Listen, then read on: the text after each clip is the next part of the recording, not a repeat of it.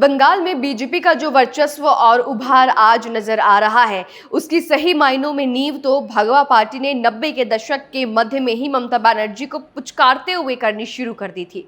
फिर ममता ने कांग्रेस को छोड़ा, बीजेपी की पक्की दोस्त बनी, मिलकर चुनाव लड़ा।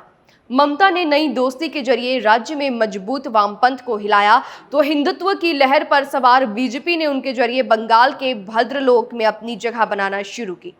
फिर दोस्ती कट्टर दुश्मनी में बदली। अब ममता बाहर है और बीजेपी की प्रचंड लहर से बंगाल सराबोर हो चुका है। दोस्ती दुश्मनी की ये कहानी बहुत दिलचस्प है और निर्मम इसलिए कि सियासत किसी का सगा होता ही नहीं। 90 के दशक के मध्य तक की बात है। ममता बनर्जी कांग्रेस की तेज तर्रार युवा नेता गिनी जाती थी, लेकिन तब उन्हें कांग्रेस के प्रदेश आलाकमान से लेकर केंद्र में शीर्ष पर बैठे नेताओं पर इसलिए गुस्सा बढ़ने लगा कि वो उनकी बात नहीं सुनते हैं। वो बंगाल में जो चाहती है उसको करने में कांग्रेस की कोई दिलचस्पी नहीं। फिर एक दिन नेतृत्व को कोसते हुए उन्होंने कांग्रेस को छोड़ दिया। कहा यह जाता है कि इसके पीछे अगर ममता की अपनी महत्वाकांक्षा थी तो बीजेपी लीडरशिप से बढ़ती दोस्ती भी, जिसने उन्हें भरपूर मदद का आश्वासन दिया था। फिर ममता और बीजेपी की अटूट दोस्ती को सबने देखा। वह तुनक मिजाज तो थी, लेकिन तब बीजेपी ने उन्हें सिर आंखों पर बिठाया। दोनों ने मिलकर 90 के दशक के आखिर में चुनाव भी लड़ा। ये दोस्ती में दोनों अपना अपना फायदा देख रहे थे। साल 1998 में अटल बिहारी वाजपेयी के नेतृत्व वाले एनडीए में शामिल हुई ममता, फिर केंद्रीय मंत्री बनी। फिर 1998, 99 और 2004 का चुनाव बंगाल में बीजेपी के साथ मिलकर लड़ा। बीजेपी के साथ जुड़ने से ममता को उन शहरी और हिंदू मतदाताओं का समर्थन मिला जो वामपंथियों के खिलाफ थे। बीजेपी ने ममता को बंगाल में जमीन मजबूत करने में मदद दी। साल 2011 में उन्होंने पाला बदल लिया। 1998 और 99 के चुनाव विश्लेषणों में टीएमसी बीजेपी गठबंधन को एक दूसरे के लिए पूरक बताया गया था। बीजेपी को बंगाल में पैर जमाने के लिए ममता की लोकप्रियता चाहिए थी और ममता को केंद्र की सत्ता का संरक्षण। अटल बिहारी वाजपेयी ने ममता को केंद्र में रेल मंत्री बनाया तो बीजेपी में बंगाल का वोट शेयर भी बढ़ने लगा। अटल बिहारी वाजपेयी ने उसी दौरान एक रैली में कहा कि ममता दुर्गा की अवतार है। तब ममता वामपंथियों के खिलाफ आक्रामक संघर्ष कर रही थी। ममता कहा करती थी कि बीजेपी हमारी स्वाभाविक साथी है क्योंकि हम दोनों का दुश्मन एक ही है और वो है मार्क्सवादी। हालांकि बाद के वर्षों में उन्होंने अपनी ये विचारधारा बदल ली।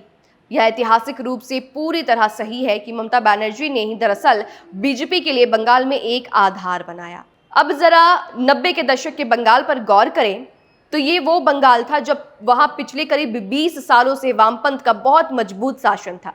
कोई इस लौह दुर्ग में सेंध लगाने के बारे में सोच भी नहीं सकता था। ये लगा करता था कि अब बंगाल में सीपीएम से सत्ता से हटाने वाला कोई नहीं है। तब कोई विकल्प दिखता ही नहीं था।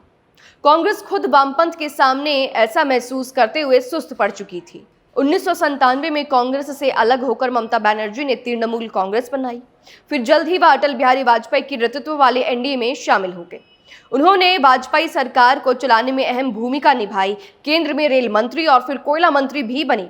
ममता बनर्जी का मुख्य उद्देश्य बंगाल से वामपंथ शासन को उखाड़ फेंकना था।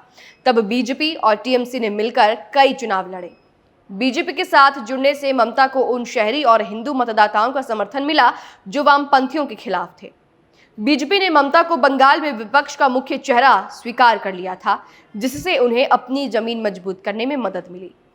ममता बनर्जी ने 1997 में तृणमूल कांग्रेस के गठन के बाद बंगाल की राजनीति को पूरी तरह बदल दिया था। 1998 और 2004 के बीच बीजेपी और टीएमसी का गठबंधन एक सोची समझी रणनीति थी, जिसका मुख्य उद्देश्य वामपंथी मोर्चे के अजेय वोट बैंक में सेंध लगाना था। 1998 का लोकसभा चुनाव का दौर था जब ममता बनर्जी ने कांग्रेस से नाता तोड़ लिया था। उन्होंने महसूस किया कि बंगाल में कांग्रेस सीपीआईएम के खिलाफ उनकी आक्रामक नहीं है जितनी होनी चाहिए। टीएमसी और बीजेपी ने आधिकारिक तौर पर हाथ मिलाया। बंगाल में टीएमसी ने 19 सीटों पर और बीजेपी ने 13 सीटों पर चुनाव लड़ा। इस गठबंधन में बंगाल में चमत्कार कर दिया। टीएमसी को 7 सीटें मिली और बीजेपी ने पहली बार बंगाल में अपना खाता खोलते हुए 1 सीट जीता। दमदम से तपन सिकदर जीता। वाजपेयी सरकार गिरने के बाद 1999 में दोबारा चुनाव हुए और इस बार गठबंधन और भी मजबूत होकर उभरा। टीएमसी ने 28 और बीजेपी ने 13 सीटों पर चुनाव लड़ा। इस चुनाव में गठबंधन ने वामपंथियों को हिला कर रख दिया। टीएमसी ने 10 सीटें जीती और बीजेपी ने भी अपना प्रदर्शन सुधारते हुए 2 सीटें हासिल की। दमदम के साथ कृष्णनगर सीट भी जीता। इस चुनाव के बाद ममता बनर्जी केंद्र में रेल मंत्री बनी। इसी दौर में ममता ने बीजेपी को अपना स्वाभाविक मित्र बताया था। अब बंगाल में बीजेपी के कार्यकर्ताओं ने जमीनी स्तर पर ममता के आंदोलनों का समर्थन किया था। 2004 तक आते आते स्थितियां बदल चुकी थी। 2001 में तहलका कांड के कारण ममता एक बार फिर गठबंधन से बाहर निकाली गई, लेकिन 2003 में फिर से वापस आ गई।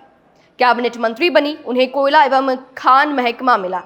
2004 के लोकसभा चुनाव में ममता बनर्जी और बीजेपी फिर से साथ आए। उन्होंने संयुक्त रैलियां की, वाजपेयी के नाम पर वोट मांगे। नतीजे, चुनाव ममता और बीजेपी दोनों के लिए निराशाजनक रहे। पूरे देश में इंडिया शाइनिंग अभियान विफल रहा। बंगाल में भी वामपंथियों ने जबरदस्त वापसी की। टीएमसी केवल 1 सीट ही जीत सकी, जो खुद साउथ कोलकाता में ममता बनर्जी की थी।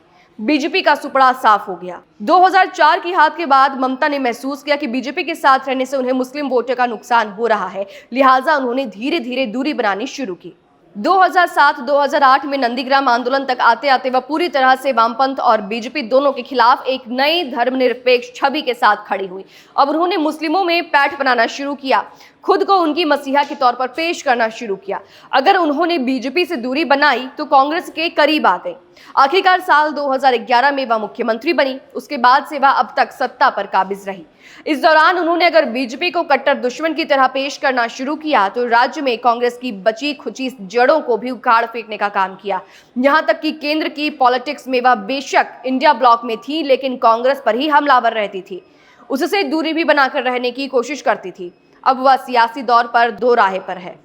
बंगाल में उन्हें बुरी तरह उसी बीजेपी के हाथों झटका मिला जिसे उन्होंने बंगाल में जमीन दिलाने का काम किया था। कांग्रेस भी उनसे करीबी जताने के मूड में नहीं है।